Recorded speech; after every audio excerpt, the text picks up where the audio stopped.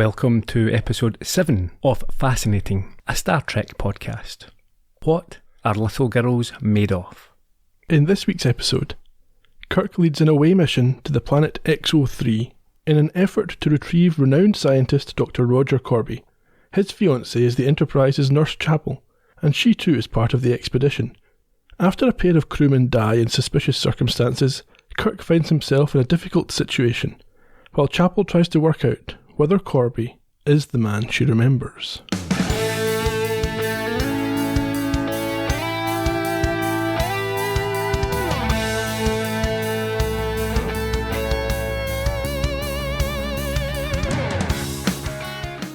The flesh has warmth.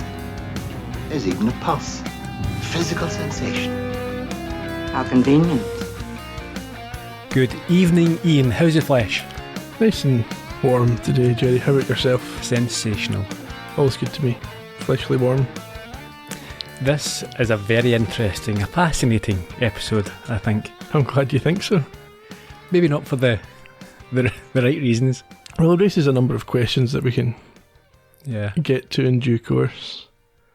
It raises a number of issues which I think are relevant in 2020, along with a number of issues which I think are still relevant, but not for the right reasons. Okay, better episode than last week though. Yeah. Would not be hard. and what I should say as well is that last week we had the Murd's women who were of the 60s. This week is a different kettle of fish as far as I'm concerned. More your type of fish. Oh yeah. Fair to say. Shall we get to it? We shall. Okay, crack on.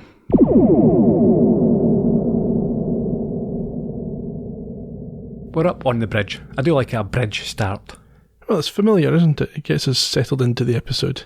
And we hear Kirk tell Christine that the Enterprise is entering standard orbit of a planet and it won't be much longer. So we can clearly see that she is invested in some way. Yeah, she's not normally on the bridge, so there's obviously something specifically relevant to her going on. Of course. There's a note made here by Kirk that she, Nurse Chapel, has given up a career in bioscience to serve on the ship. Yeah, a bit of exposition we have. But she has other things on her mind.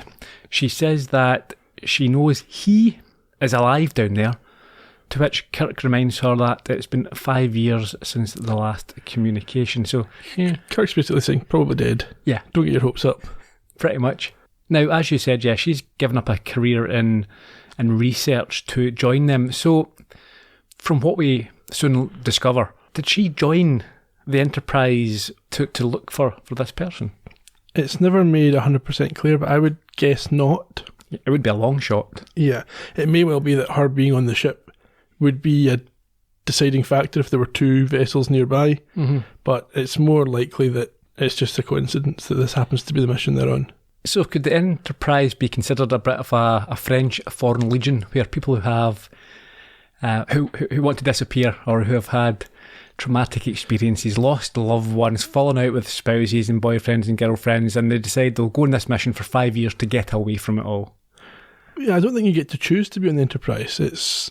I think it's more or less the flagship of the fleet. You would have to be selected based on performance, or selected specifically by the captain, I would imagine. I don't think you can just say, I want to be on the Enterprise, and then you get assigned there. So is no one on the Enterprise just like a dog's body? There's no manual labourers who are just there for grunts, I suppose? Well, I think there might be. We saw some folk earlier on, remember, that weren't wearing uniforms in some of the initial episodes, and I suggested they might just be staff that aren't officers. So I would imagine, because you'll need the place kept spick and span. Okay, back to the current situation. After Kirk mentions it's been 5 years, Christine, I think she's still got a confidence in Roger's ability to survive. Yeah, we're going to find out about Roger in a moment when Spock gives a bit of a background. Yeah, he's got some facts. Can you remember what they were?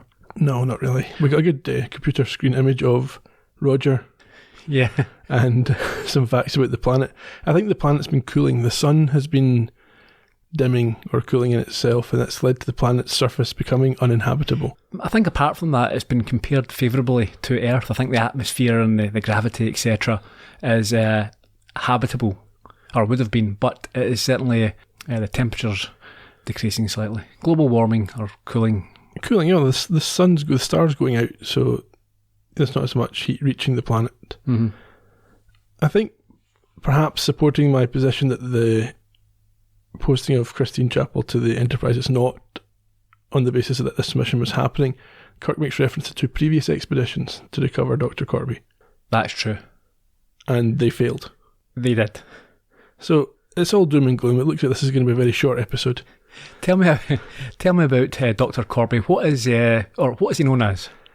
He's an archaeologist, isn't he? But he's like a leader in the field. Spock compares him to, is it Pasteur or somebody? I wasn't aware of that term until this episode. What's a Pasteur?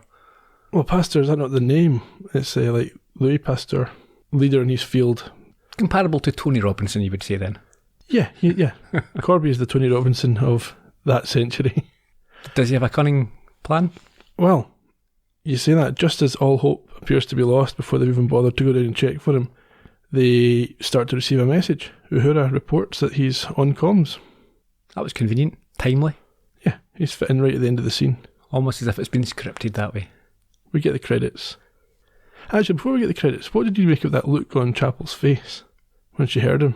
Didn't make anything of it. I wasn't sure if was she shocked or relieved, or she certainly didn't look happy or excited. Yeah, that's a fair point. I mean, I think shocked and relieved. Shocked primarily, you would be. Yeah, because even though you're holding out hope, maybe the rational part of your brain is telling you he's probably not alive. Yeah, at this point, you're not jumping about for joy, thinking everything's going to be fine. It's a shock to the system. Maybe a veneer of professionalism. Anyway. Captain's log, 2712.4. And we're told that Corby has been located on XO3 and survived in the underground ruins left by the planet's former inhabitants. So in this case, I think the log served a purpose. Yeah, it brings us up to speed and sets the scene for what's going to come. Back to the bridge. Kirk communicates with Corby, telling him that they're about to beam down. He starts to tell him about Christine, but it's not the reaction I suppose he was expecting. No, Corby immediately insists that Kirk come down alone because there's an extraordinary matter he will need to decide upon. Yeah, a big decision that he may have to make. And Spock is understandably perturbed by the request and asks Christine if she is sure it is Corby that she heard. She is sure. How can she be so sure? She recognises his voice. How does she communicate this to Spock? Her certainty, her surety. She asks him if he's ever been engaged. And this amuses Kirk. Yeah, and Spock enigmatically does not respond. Okay, so question here. It's almost as if what they're saying here is that he is a Vulcan or has Vulcan heritage. Therefore, he has no emotion such as love, and it'd be ridiculous for him to pair off. But his parents were married. Yeah. So it's not like... No, I think it's just a cheap joke at his expense, because I think, spoilers for later on, we'll find out that he's not entirely unengaged. Ah. But anyway, we'll come to that in, I don't know, season 2 or something. Okay. It's interesting. Kirk tells Corby that Chapel's coming with them, and he's amazed to hear her voice, and she reassures him everything's okay. But then Uhura and Chapel share a moment as she's leaving the bridge. Tell us about that. Uhura leaves her station to give her a sort of an embrace and a kiss, and say it's almost like a celebration of sorts. Yeah, so it's clear that Uhura knows about... This isn't something that Christine has kept secret from the rest of the... It implies that they're friends as well. It does, yeah. A very brief scene in the transporter room. Before we get there, did you mention then that Christine has been invited down? Well, Kirk tells Corby that she's coming. It's not left open to debate. Yeah, but at this point it changes his attitude, which I think is important, because from what we come to, he's sort of learning as he goes that how he's going to react or should react. And then, like I say, brief scene in the transporter room, and we then see Kirk and Christine outside these caverns on the planet's surface. We do. Let's go back to the transporter room. I know it's a brief scene, but there were some randoms beaming them down to this very cold looking planet. Scotty's got a long weekend. Yeah, so anyone can work this. Well, anyone trained can work it. I think senior staff and any engineering people. We don't see Scotty in this episode. We don't see Dr. McCoy in this episode. We probably missed them. Do we see Sulu? No. There's another random Japanese guy on the bridge though. Okay. Much older one, substituting. It's like old Sulu. Down on XO3, they're confused as to why Corby is not there. So, Kirk requests that 2 security men are sent down. I think it's quite prudent. Normally you would see Kirk being a bit more gung-ho. Let's just go into this cavern and see what happens. But this is a fairly intelligent and by-the-book response. When they arrive, he tells one of them called Rayburn to wait outside and for the other Matthews to join them as they set off looking for Roger. Yeah. And we're in the caves now, the cavern. Or caverns? Caverns. Yeah. Like where the Beatles were discovered. As they progress, Christine nearly falls into a pit. Kirk pulls her back from the edge. And then they're blinded by a light. We're blinded as well as viewers. Nice little effect there. It was. Followed by the appearance of who? Dr. Brownie Brown. Doc Brown. Yes. 88 miles per hour. Okay. That's probably where he got his name from. Yeah, it's Dr. Brown, who Christine calls Brownie, which is the English of Bruni, I assume. Mm-hmm. Who is he? He is an assistant of Dr. Corby's. Yes. But before they can talk, they hear Matthews scream. Yeah, and the scream seems to go on quite some time as he falls into a bottomless pit. Yeah. That's another one of those things that you don't really encounter as much in your adult life as you did suspect you might as a child. Bottomless pits. We were talking about this type of thing the other day. What was the other 2 things that you'd have fear about as a kid? Yeah, quicksand and spontaneous combustion. Yeah. You worry about them as a 12-year-old, but they never really seem to touch your adult life much. Kids these days are more worried about, I don't know, what are they worried about these days? Running out of battery. Yeah. Probably. Who's on TikTok? Who's got more followers? Let's not talk about the kids anymore. What we see at this point is a monster-like creature. This huge, lurching creature. Kind of slinks away as well as he can. What's Brown's response? It's a very unemotional response, isn't it? Not very sympathetic. He says that there's no hope for the crewman, he's lost. And Christine seems quite perturbed by this. I think she's also a bit surprised by Brown's response to her. Yes, because she was expecting, or is expecting, a more familiar response. Yeah, Kirk's already on alert, as we know from earlier, and he checks with Christine that Brown should know her well, and that this is an unusual response. So after a beat, he puts on a smile and calls her by her name before introducing himself, which is an odd thing if you already know each other. Yeah. Kirk speaks with Rayburn at this point, and just checks that there's been no activity at the entrance, and confirms that they'll check in hourly. Mm-hmm. And as soon as he's off that message, Rayburn is attacked by the same man or creature that we saw slinking away from, is it Mitchell, the other one? Matthew's death. Yeah, it looks like he's being strangled. It's not going to go well for him because I don't think he's got anything like the capability he would require to fight this guy off. No chance. I say guy, it's quite an androgynous creature. Well, anyway. We also should mention that I think just before that happened and after Brown's unorthodox responses, Christine tries to, not cover for him, but tries to explain this behaviour by saying that, being down here for 5 years with limited interaction would, and to an extent she has a point. Well, I'm sure it changes your character. So she's got this expectation of what she's going to find in these caverns, and it's being challenged, so she's fighting to hang on to, find justifications to keep her hopes alive that things are going to be normal. Yeah. We're now back with Kirk and Christine, where we hear Brown update them on what Corby has been up to. Dr. Corby has discovered that as their sun dimmed, the inhabitants of this planet moved underground from an open environment to this dark world. When you were a student of his, Christine, you must have often heard Dr. Corby remark how freedom of movement and choice produce the human spirit. The culture of XO3 proved his theory. When they moved from light to darkness, they replaced freedom with a mechanistic culture. Dr. Corby has been able to uncover elements of this culture which will revolutionize the universe when freed from this cavernous environment.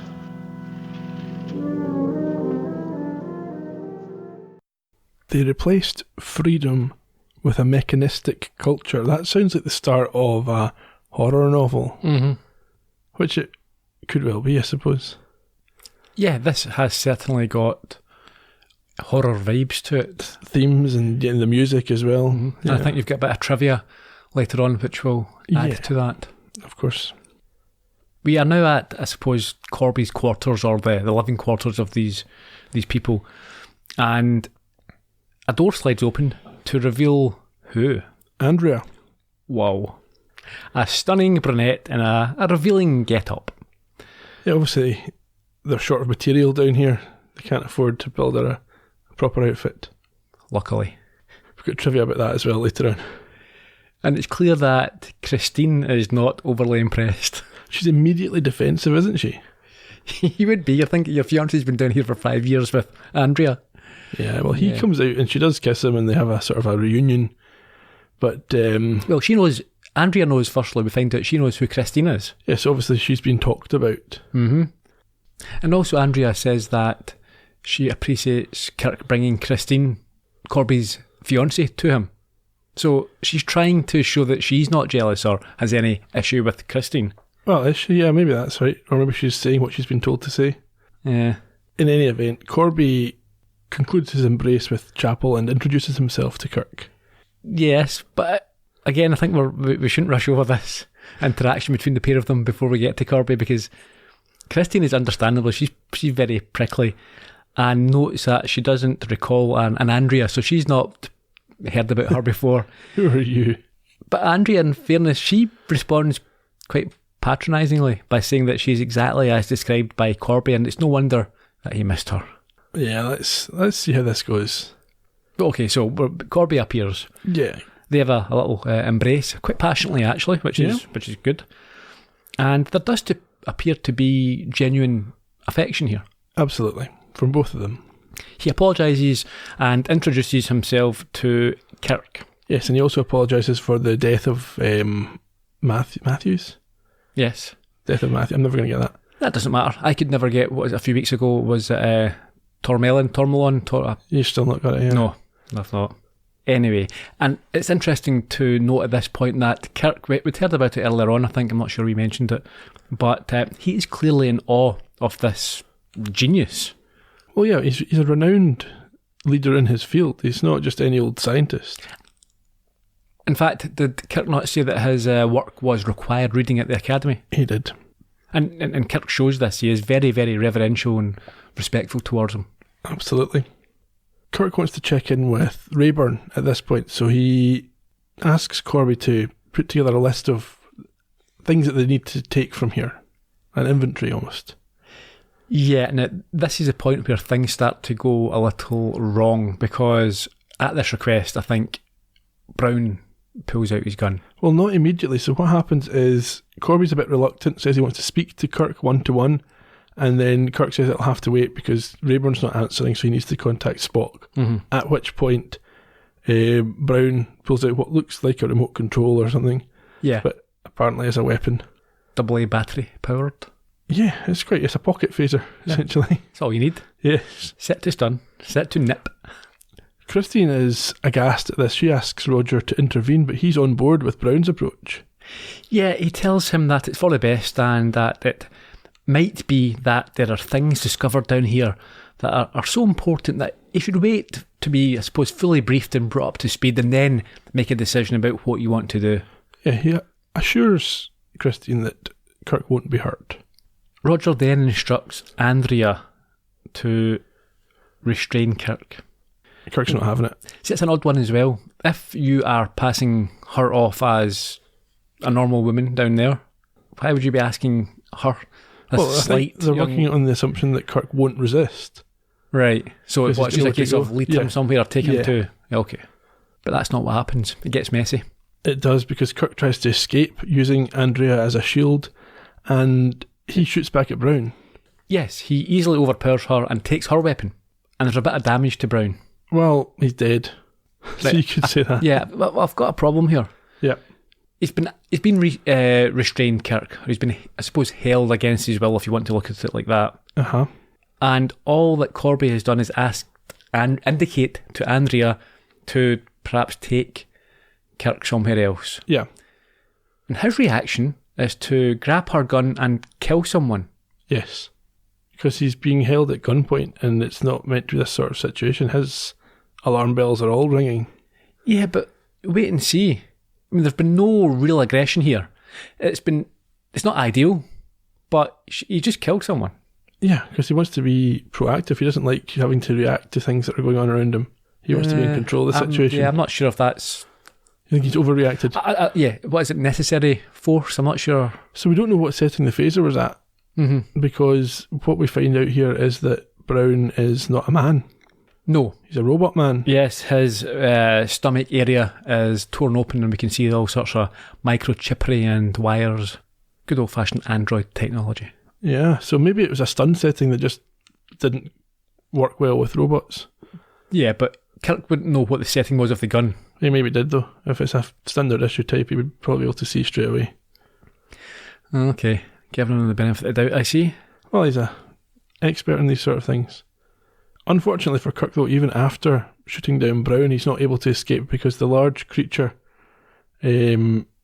stops him, the one that killed the red shirts earlier. Yeah, he enters and lifts Kirk up above his head onto the wall. That's a move that lets you know who's in charge, who the boss is. It looked quite well rehearsed, though, the two of them. Yeah. We head back up to the bridge. We're not up in the Enterprise much this episode. No. But we are just now. Surprisingly, Spock receives a communication from Kirk. What were you thinking at this point when Kirk's contacting the Enterprise? I was thinking of Terminator 2. Were you? Well, no. When Kirk's contacting the Enterprise, I'm assuming that he's doing this under duress. Yeah. Yeah, he tells Spock everything's going to be fine. They'll be back up in 48 hours. I've got a few things to chat through. And we see that it's not Kirk at all. We do, yes. It's Ruck who's putting on the voice, like the T-1000. Indeed. But Spock, I think, senses that something isn't quite right. Yes, he asks Kirk if he's feeling okay, if there's any problem, and Corby warns the real Kirk not to shout out or to cause any problems. Yeah. And so Spock has no choice but to let things pass for the moment. Yeah, but his alert is up now, I would say. Yeah. The whole situation seems dodgy. Experienced officers like Kirk and Spock aren't just going to let things sail. We are now at, I suppose, Corby's lab. Yes, he asks Kirk to trust him. He's not going to do that, though. He tries to justify his actions based on his reputation, and so he gets Ruck to further demonstrate his ability to impersonate others. I'm not sure how this helps anything. Nah, what does he do? He imitates Andrea, then Corby himself, and finally Christine. Oh, but that's not a good move. He's gone too far. Yes, he's crossed the line. Reprimanded, as he is not to mock her. He wasn't mocking her. Well, no, but Kirk steps in here quite cleverly, and when Ruck is instructed by Corby not to mock Christine, Kirk gets Corby to also issue a command to Ruck to always obey any orders that Christine might give. And also not to harm her. Indeed. And at this, Corby asks for 24 hours to convince Kirk of his work. Doctor, do I need to be a prisoner to be convinced? What would your first duty be upon return to your vessel? Report! Do you realize the number of discoveries lost because of superstition, of ignorance, of a layman's inability to comprehend? A simple layman's question, Doctor.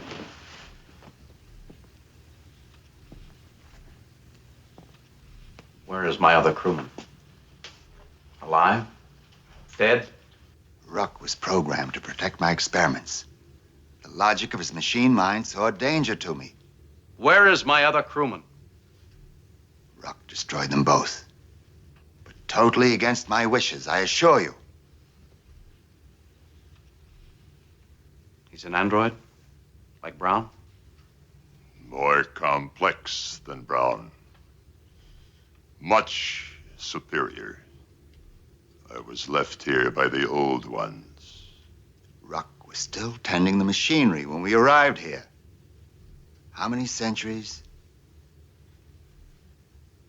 Even Ruck doesn't know. With his help, with the records I could find, we built Brown. You've convinced me, Doctor. You've convinced me that you're dangerous. What's that thing from, is it Marvel? What thing? That sounds like Rock. My kid watches it, one of the... It sounds like rock. Yeah. Groot. Groot. He's a tree. Is he? Yeah, Rock looked quite tree-like. Yeah, but we've learned here that he's a machine. Oh yeah, not a tree. Well, he wants to be a tree. Trees are nature's machines. Okay. At the end of that clip, we see Kirk being ragdolled by That's the Rock. word that I wrote down. Absolutely ragdolled. It's not the first time, and Kirk doesn't seem to learn that he is not able to escape from Rock. No, and only Corby's intervention prevents Rock from destroying him. We now head out to the main communal area, I suppose. Yeah, Andrea is a bit confused. Yeah, Christine is annoyed again by the entrance of Andrea, and Andrea doesn't understand why, especially since she's now with Corby. Yeah, it's quite a strange moment here, because Christine demands to know what's happened to Kirk, and we look over, he's at the other side of the same room with Corby and Rock. Well, they come in. Do they come in? No, they do. I think they've come in because they're a little bit before that, where she's unwilling or unable to answer how she can love Corby but not trust him. Okay. There is a little bit of interaction here, and Andrea clearly has no concept of jealousy and doesn't understand why Christine doesn't like her using Roger's name. Roger lets it be known that she should just stop. Doesn't matter why. Yes, from now on it's Dr. Corby, which Andrea accepts without any complaint or question. So again, that's interesting. That hints at something. Yep. Roger points out to Christine here that Kirk is fine, as she can see, but he just can't allow Kirk to report anything back to the ship at this point. Yeah, and I think Corby says he just needs, again, he reiterates that he needs some time to show the value of his work, and suggests that they start with Andrea. And I think with a catty smile, Christine agrees. She really doesn't like Andrea, and I can understand why. It's quite clear why. Because we learn now that Andrea too is an android. Yes, this is where everything starts to get a bit dodgy. Yeah, the purpose of Andrea the android, what do you think? She's a sex robot. Yeah, it's quite apparent. Yeah. And we heard at the top of the show about the warm flesh and everything else. There's no... She doesn't have... If you were building a robot to perform manual tasks, it would be built differently. Yes. You wouldn't have to make her a gorgeous brunette. You wouldn't have to dress her scantily. Nope. It reminded me a little bit of Polly in Rocky 4, where he's got a robot and he immediately changes her voice to be that of a seductive woman. Hi, Polly. Can I get you another beer? It's like, yeah. Guys with iPhones have changed the Siri voice to the female one. But worse. Well, yeah. Corby, it doesn't help himself at any point in here when he's trying to... His explanations just are... Because he's so obviously lying. Yes, everything just points to him having created a sex robot. He boasts about Andrea's physical attributes that he's created, and like even Christine notes the potential. I think that's what we heard we did in the clip at the start. He tries to lie his way out of it by insisting that it's only a computer and it'll only do what he's again, this isn't helping. No, he's digging a deep hole. And I think Christine uses tea time language when she calls her a mechanical geisha. Yes. He actually tries to say that, Christine, you should understand, because you're a trained scientist, I suppose, as opposed to an untrained scientist. And he talks about not loving a machine. And Christine directly asks if he did. And I like that word, did you love it? That's code, isn't it? Of course. Have you loved this? How long have you been loving this? How many times a night do you love it? And it doesn't, again, he can't help himself here. He claims that she only obeys orders. Yes, his dream woman, essentially. Yeah, you've built this gorgeous robot, put her in a revealing outfit. You'd say that it's only does what you want it to do. I mean, there are people these days who are or have. You can buy these things online. Probably not quite as sophisticated. Not quite. They're getting there. Are they? I've not been researching this. From what I've seen, the look. I lost touch when they stopped showing Eurotrash. Yeah, I suppose. No, I've seen there's a few around yet. So, this guy, he's just built a sex robot.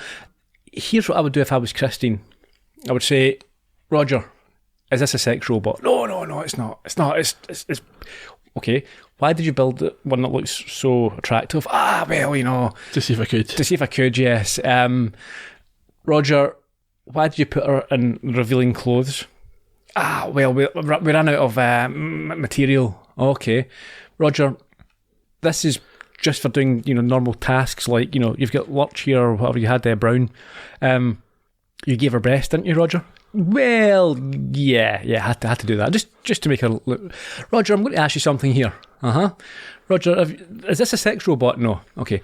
So, Roger, if I remove her trousers, Roger, does she have genitalia? Yes, you're anatomically correct, because there would be no purpose for that. Absolutely no purpose. Have you given her a vagina, Roger?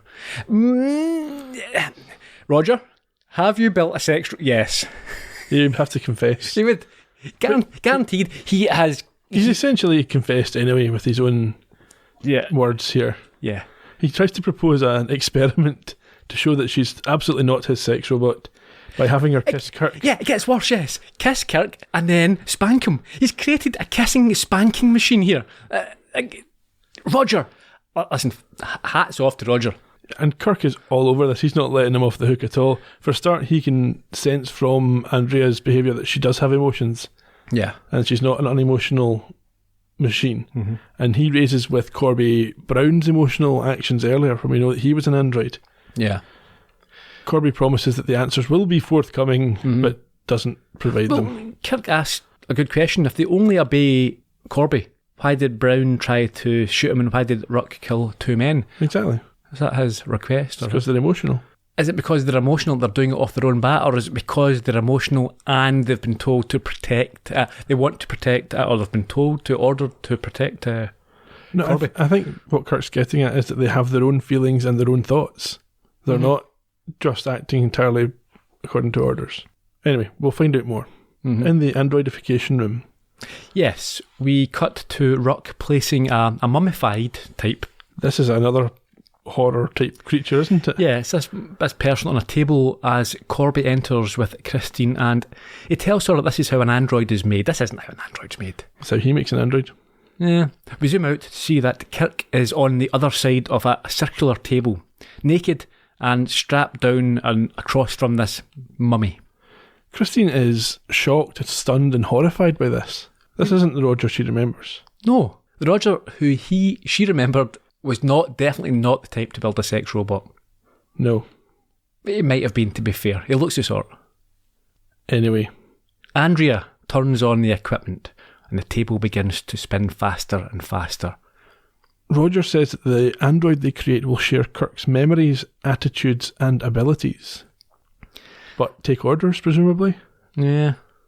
Christine wants to know what he is playing at, and he says that he's doing this to, I suppose, make his point, rather than have them leave and beam up just with a theory about what he's up to.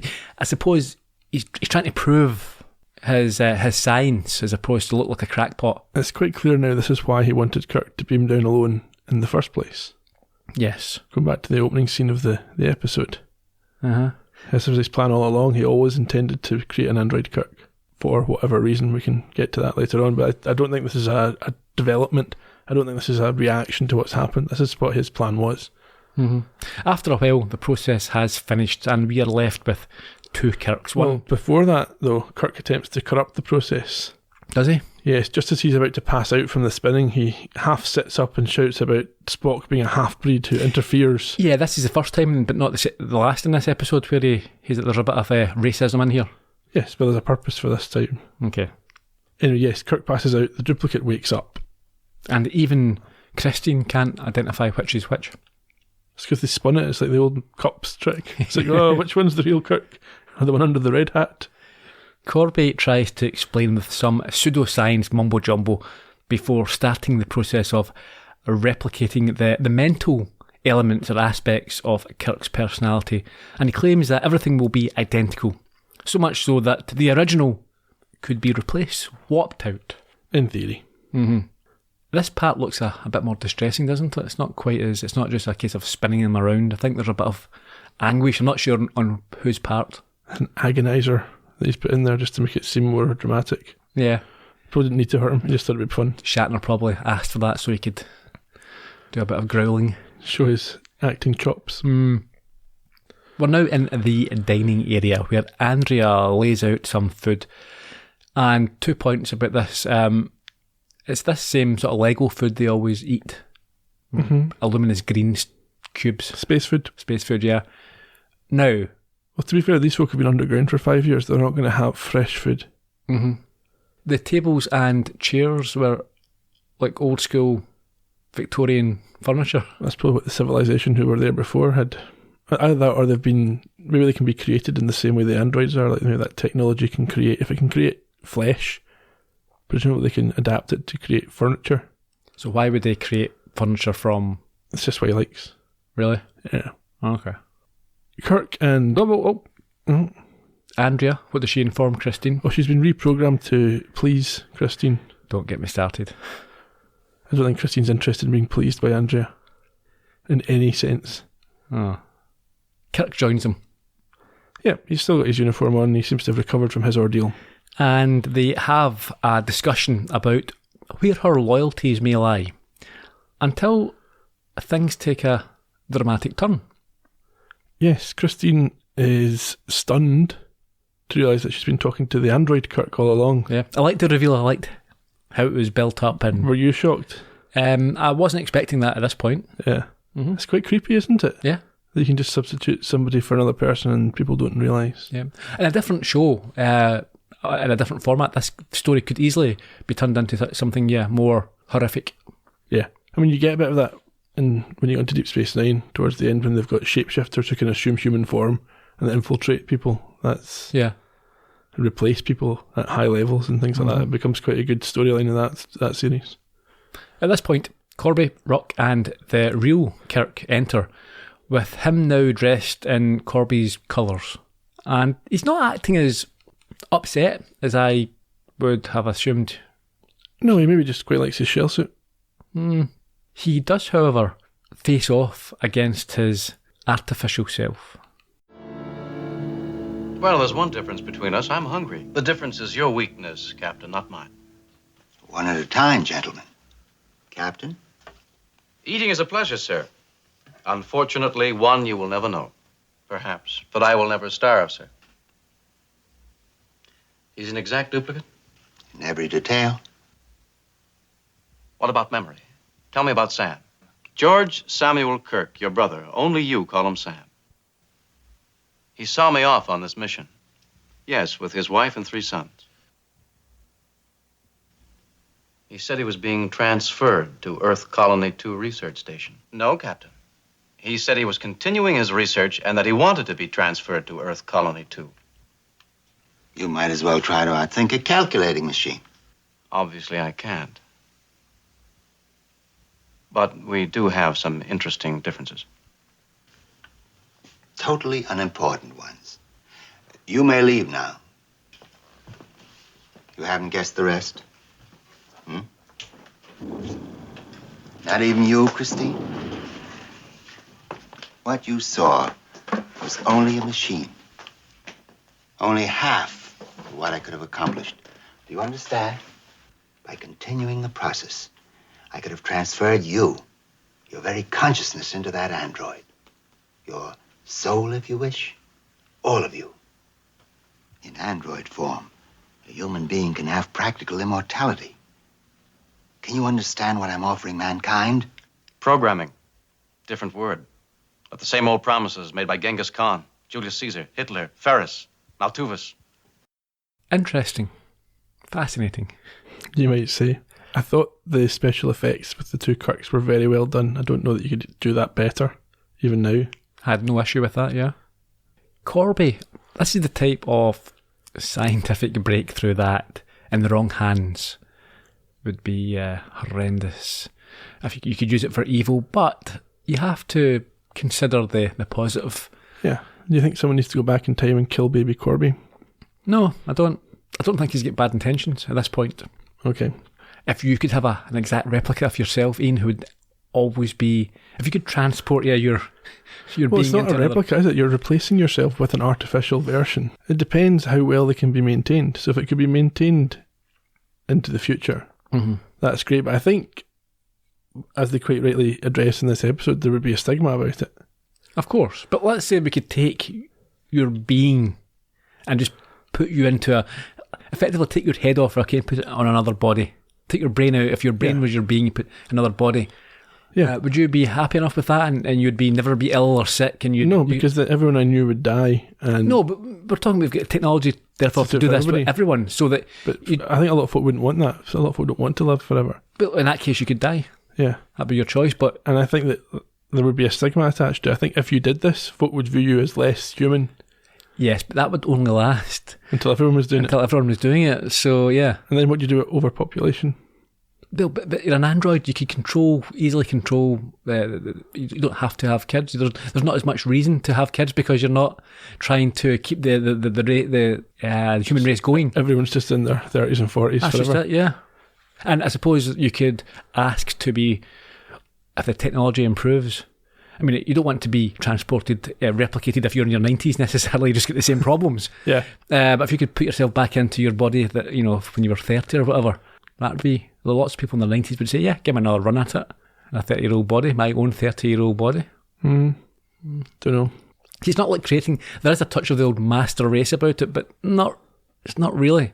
Yeah, because not everyone who got replicated would be fitting a particular design. Exactly. Everyone would have that's where, in the wrong hands, they would only replicate what they wanted to replicate. That's where the trouble would go. But in theory, if everyone could just create their own Android version, then... And you've got the issue of they're programmable. Who's controlling that? Big government. I don't know. Well, we'll find out later in this episode what happens, but yes. Okay. There are, as Kirk points out, there's always a payoff. There's always the debt comes due. There's some sort of other foot to come down. Yeah, I mean, my point is, I don't think Corby's necessarily an evil mastermind.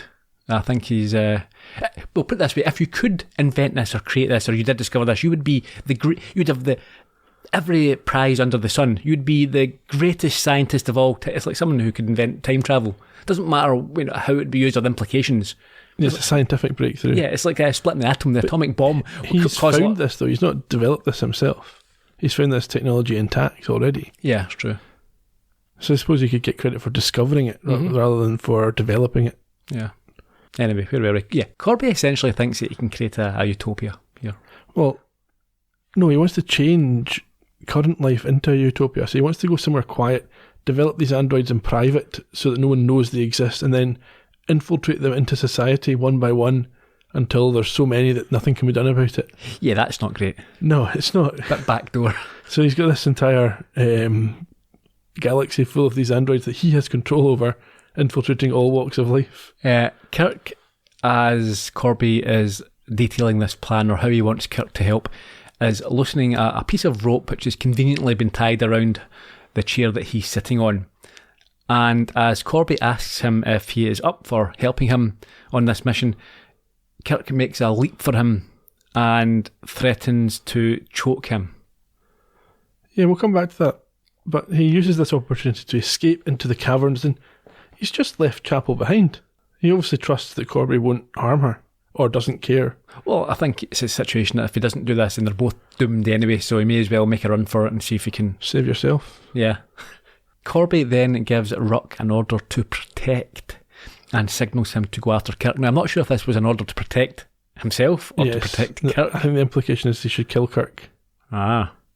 I mean, he's just said, we didn't talk about it, but a second ago he said he built this android not to replace Kirk, but to impress him. But he's built him to replace him. Yeah. So Ruck goes after Kirk, who is then followed by Christine shouting, "No!" in the caves. Yes, Chapel orders Ruck to stop and not to kill Kirk, but he doesn't stop, despite the fact he was told to follow her orders. Correct. And we cut to Kirk hiding and preparing to fight by... He gets two hands around this sort of protrusion from the ceiling. Yes, he yanks down a massive dildo. I mean, there's no other way to describe this. It's something you would find in a sex shop. It just looks like a normal stalactite to me. Does it? Does it indeed? You think it's got phallic qualities? not. I mean, phallic is more subtle. Phallic is just something that stands up and is perhaps erect. This is shaped like a member. It's quite clearly and Shatner must have been in this. He's seen this and said, "Yeah, it's fine. Let's do it for a laugh." This is back in the 60s. See if we can get it past the censors. But the set designer, the prop designer here, knew exactly what they were doing. Good on them. You think this is creditable? Yeah, you should be celebrating this. Yes, definitely. Filth. Yeah, a massive dildo PG-rated episode. If you can get away with it. If you can get away with a giant dildo, you should. That's your moral of the story. Yes. And what's he planning to do with it when he shouts rock over? Well, what would you do with a massive dildo? How would you use that as a weapon? I've never considered the possibility. Okay. We don't have to consider that because Rock fools Kirk by putting on Christine's voice. Yeah, Kirk should have been smarter. Yeah. And he does try and attack him with this dildo, but ends up hanging by his fingertips over a void. Bit of a damp squib. Yep.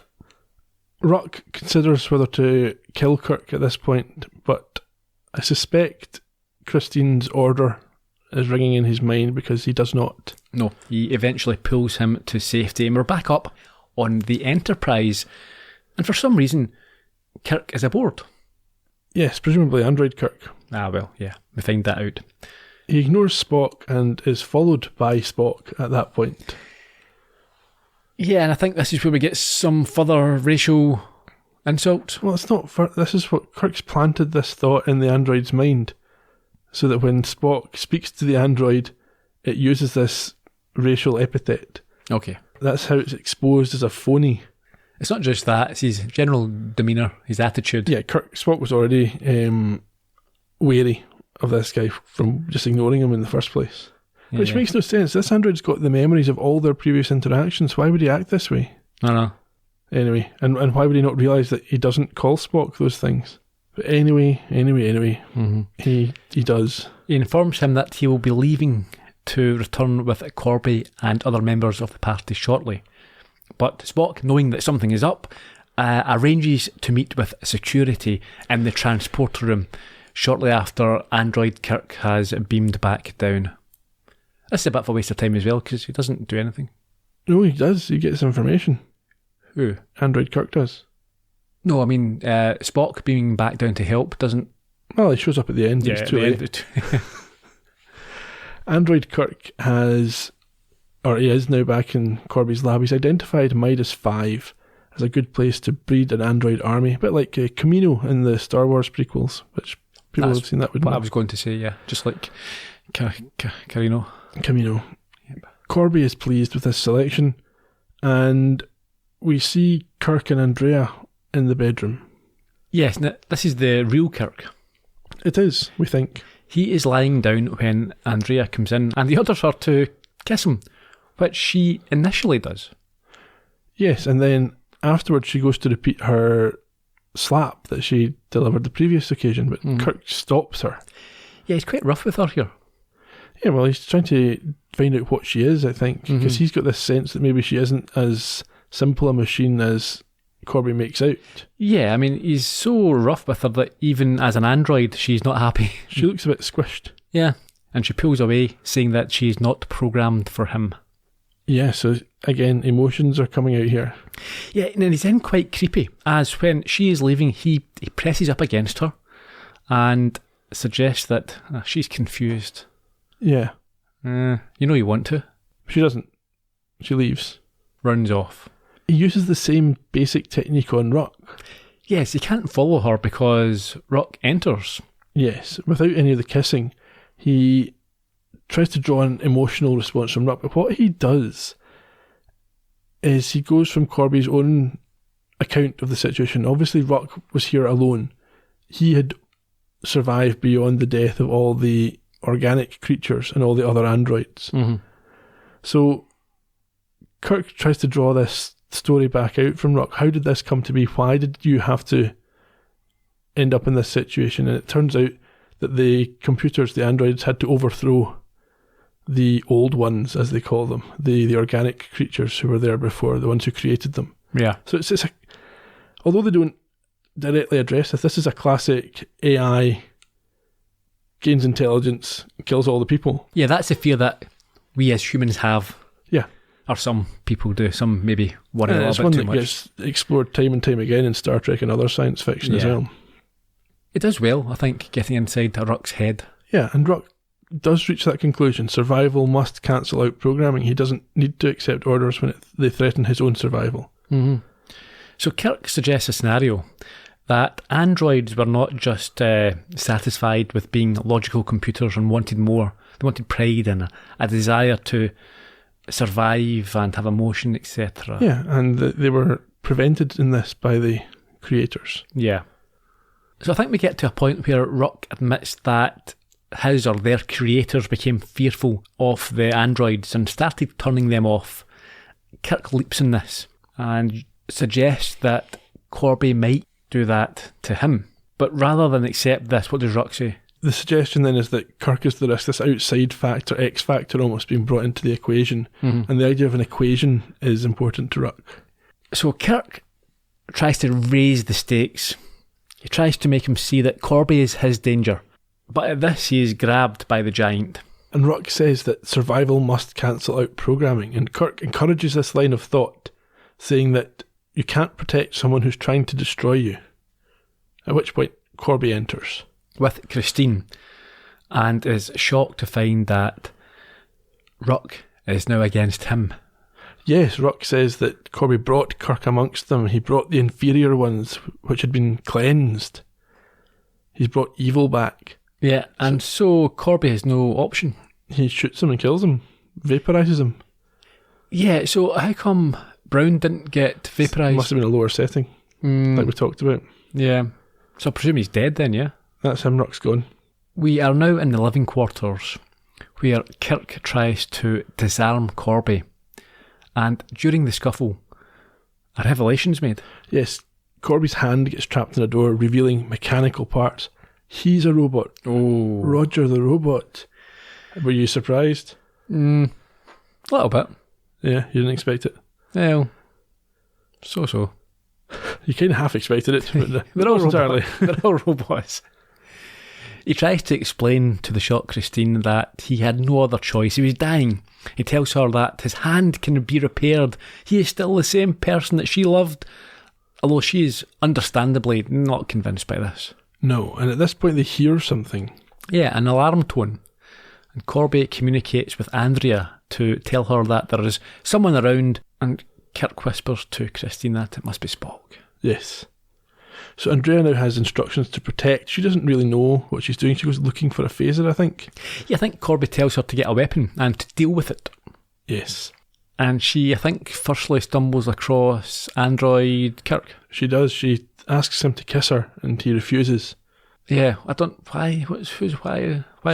She thinks it's original Kirk. Right. Who's escaped. Mm-hmm. And then feels, I think she must feel rejected by him at this point. So what response is she looking for? If she asks this a Kirk for a kiss and he kisses her, what does that mean? She might take his side, I guess. Really? I don't know. It's not clear to me, because she certainly has emotions. Something's going on with her. And she sees that Corby's with Christine. So it could be that, or it could just be that she's very confused. But in any event, she is knocked back by Android Kirk and she shoots him. Yes. Disintegrates him. Before heading to the living quarters herself, where Corby is still trying to plead his case that he is the same man. It's all going wrong here. Give up. Yes, Andrea comes in and she almost immediately recognises her error. She does, and she certainly senses that there is a change in the dynamic. I am not programmed for alarms. I listened to your instructions, obeyed them as stated. She killed the android, Corby. The same way you killed Rock. Is this your perfect world? Your flawless beings, killing off one another? Aren't you doing exactly what you hate most in humans? Killing with no more concern than when you turn off a light? I'm not a computer. Test me. Ask me to solve any... Equate... Transmit.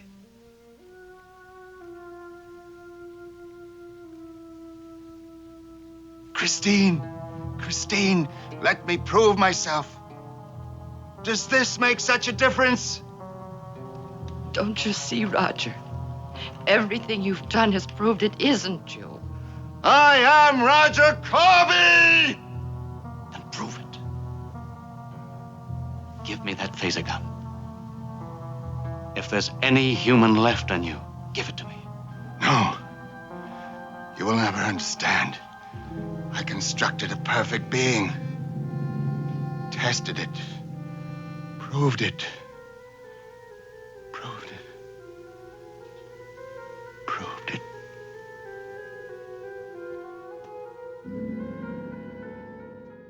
So Kirk does get the phaser from Corby and asks Andrea to pass hers over as well.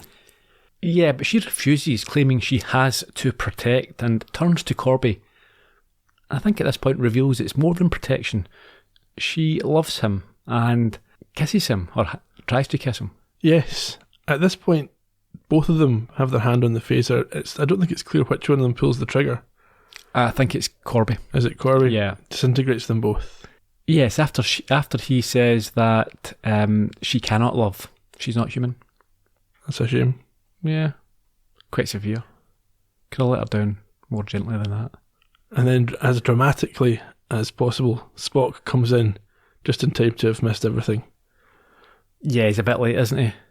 And we see Christine, I think she's breaking down, even though Roger was not Roger, he was the android. Well, Spock asks where Corby is, and Kirk says he was never there. Well, he was there at one point, wasn't he? Yeah, but not while they were there. And we're back up on the bridge for the finale. Yeah, Christine's going to continue on the Enterprise, and she's certain she's made the right decision. Yeah, she was given a choice, which is interesting. Yeah, she could have gone back to some other work. Maybe it was too much for her. Yeah, but I thought it was good of Kirk, after her showing that she didn't necessarily have complete loyalty to him, that he might have said, listen, I don't think we can work together anymore. I think you need to find another I don't think she did anything against Kirk, though. No, earlier on she said, do not put me in the position where I've got to choose between Corby and yourself. Yeah. And bearing in mind the type of scrapes that they're constantly finding themselves in, you need someone who's going to be dedicated to you, I think, or your to the ship anyway. Your cause, yeah. Spock takes issue with the message that Kirk sent through the android. He does. And Kirk's taking a Machiavellian view of it at this point. I think this is actually almost kudos from Spock. Yeah. He's crediting Kirk with having delivered this message and saved the day, essentially. Yeah, I mean, Kirk doesn't apologise for it. He smiles and says that he will remember. Yeah, the next time he's replaced by an android. Yeah, or a similar situation. And they head off into space. So, yeah, better episode than last week for sure. Andrea was a high point. You liked Andrea? She's quite wee, actually. Was she? She looked quite wee. Yeah, petite. Most of my trivia we've kind of touched on already about the twists and about the AI overthrowing people, and then would you transfer your consciousness into an artificial body? You asked me that earlier on. The old ones, H.P. Lovecraft reference, and we'll talk about why that's relevant. But in his work, the old ones were ancient omnipotent beings that dominated human life. Mm-hmm. Why is it relevant? It's to do with the writer of the episode, who I'll tell you about in about 1 minute's time. Right. Okay, I'll wait. Okay. It felt to me that this should have been Chapel's first episode. Yes. They should have had this one, and then, because it doesn't really fit in with her saying she loves Spock in Naked Time. Yeah, because back then that basically the truth serum brought out your true emotions. Yeah, so she should have been talking about Roger. Exactly. Anyway, there were some scripting issues with this one. Gene Roddenberry was rewriting, even during filming. It ran over quite significantly, a couple of days, I think, in time for filming. Okay, standard trivia. Original air date 20th October 1966. It was directed by James Goldstone, a name that will be familiar to you from his work on the pilot, Where No Man Has Gone Before. Mm-hmm. That was his only other Star Trek episode. Some suggestion that this overrun on this episode contributed to his not being asked back. Seems a tad unfair, but business is business. That's it. If it's expensive, then it's expensive. Okay, the writer, as I promised, it was written by renowned novelist Robert Bloch. Ah, I'm familiar with that name. Albeit with significant rewrites that I've just talked about. It's the first of his 3 original series Star Trek episodes. He was a protege of Lovecraft himself, and he wrote over 30 novels and hundreds of short stories on top of his film and TV work. What's he most famous for? Psycho. Indeed. He wrote Psycho, and he died at the age of 77 in 1994. Sherry Jackson played Andrea. She did. That's her only role in Star Trek. Oh. She was a child star. She grew up in front of the nation as Terry Williams on the Danny Thomas Show, and she saw roles such as this one as a step away from that towards more grown-up work. She also appeared in Batman, Starsky and Hutch, and Charlie's Angels, amongst many other shows. She was involved in the design of her outfit. There were very specific rules from the censors about what they were allowed to show and not show. You weren't allowed any side boob. So that's why it covers that perfectly, despite the fact that it's trying to be revealing. I think nowadays it would be even more revealing. That was quite classy, I thought. It had its pieces. Michael Strong. No, let's keep going with Andrea just now. No, there's no more about Andrea. There is, because I'd never heard of Andrea until Sherry Jackson, until I watched this episode then. And now you know everything about I know quite Sherry a lot Jackson. about her, yeah. I don't know anything else. Tell me what else you know about Sherry Jackson. Not much. Apparently she was in Playboy. You say this every week. Last week you were talking about Playboy as well. Yeah, well, can't help it. It's not me. It's Roddenberry. Going through your back collections. Oh, it's relevant for the podcast this week. No. Yeah, she's still alive. Yes, she is. Yeah. And I'd read that she didn't go to a convention in Vegas because someone else was going to be there. They didn't say who or why, but... It wasn't Roger, he's dead. We'll come to that in a second. Okay. Michael Strong. I know that name. Played Roger Corby. Didn't appear in any other Star Trek episodes, but here's our Columbo connection of the week. He showed up opposite Dick Van Dyke in Negative Reaction. Hoffman, I think it was, a sergeant. His other TV show appearances included programmes like Man from U.N.C.L.E., Planet of the Apes, and Hawaii Five-0, but he died quite young from cancer at just 62 in 1980. A distinctive look. Yes, I liked his I am Roger Corby. It goes well with I am Captain Kirk from The Enemy Within. You could play them against each other for about half an hour on a loop. I won't. Someone should make that YouTube video. Yeah. Send it in. Okay.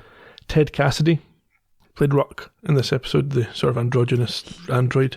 He was very familiar. I wouldn't say androgynous, no. He spoke with a woman's voice half the time. No one's looking at that huge... He had massive eyeshadow and makeup on. That doesn't mean to say you're not a man. That doesn't make you a female. He had a dress on. No.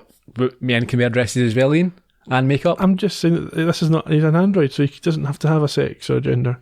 If all the people out there, this 7 foot, whatever he was, hulking man with a massive jawline, yeah, no one was looking at that going, I wonder if that's a woman or not. Yeah, that was a guy. It's neither. It's a robot. Yeah. Anyway, he played Rock. He's best known probably for Lurch in the Addams Family, you might think. Yeah. I think you called him Lurch 8 times in the podcast. He also appeared in things like Butch Cassidy and the Sundance Kid and The $6 Million Man. He doesn't appear in any other Star Trek episodes, but he's got 2 voice roles in future episodes. Does he? He was quite young as well when he died, just 46. In 1979, he had complications following heart surgery. You always wonder, big guys like that, if it's connected to their physique. Yeah, when you get to that sort of freakish... Bit of strain in the heart. Yeah. Who knows? I'm not a doctor. Yeah. I'm a podcaster, not a doctor. Not qualified, but you've... Yeah, you can guess. Speculate randomly.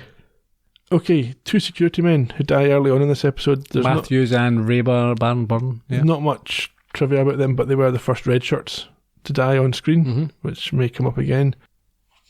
A little bit of trivia here that I wanted to share from I was reading The Making of Star Trek this week, and I came across a nugget that I thought you might enjoy. So bear in mind this was written in 1968, contemporaneous with the show. It's a note explaining that Kirk's meant to be in his early 30s during this season. But they add, and I quote, "The way medical science is progressing today, it seems reasonable to assume men will live longer. They will remain young and virile for a longer period of time. It wasn't too many years ago that if you were a man of 46, you should be dead. If you weren't dead at 46, you were probably trying to retire. Today, 46-year-old men are riding surfboards, motorcycles, and perhaps next week, planning to take up skydiving. Crazy. 300 years from now, who knows?" You looking to retire at 46 yourself, Jenny? I'd love to, yeah. I won't be taking up with skydiving, mind you. No? No. Not your thing? No, I'd be dead by 47. Looking at international titles, unless you've got other trivia to bring in? No. Let's talk about Andrea some more. If you want, yeah, she was lovely. The photos don't work on the podcast, I'm sorry. Okay. International titles. There's a couple of interesting ones. Germans go with Der alte Traum, The Old Dream. Interesting one. Yeah. Not sure where they came up with that from. Well, I was expecting that the foreign translations might make more sense, because I was disappointed with this week's title in English. It doesn't really make sense, No, it does doesn't. it? I know it's obviously a play on... Yeah, of course, but... Yeah. Yeah. Anyway, the Italians went for Gli androidi del Dr. Corby, Dr. Corby's androids. Well, that's... A bit of a giveaway. Yeah. And then the Japanese writers, maybe in a rush this week. Oh, come on. They're always good as well. They've been good most weeks, but this week they've gone for Computer Ningen, which means the computer man. Oh, computer. Yeah. Okay. Yeah, that's it. The computer man. Yeah, I still think they're better than the original titles. Also a giveaway of the major plot point, though. Yeah. Next week, episode 8 of season 1, Mary. Mary's quite Scottish way to say it. Yeah. In the meantime, social media. Myri. It could be. Mirai. In the meantime, we're all over social media in the usual spots at Trek Podcast, Twitter, Facebook and Instagram. You'll find our YouTube channel probably still running for now, and we are at www.astartrekpodcast.com. We would love to hear your thoughts on these episodes, your memories of them, your own reflections on the things that we've talked about, and what you think about the podcast as well, if you feel like it. And we'll see you there, and we'll see you next week. Until then, cheerio. Bye bye.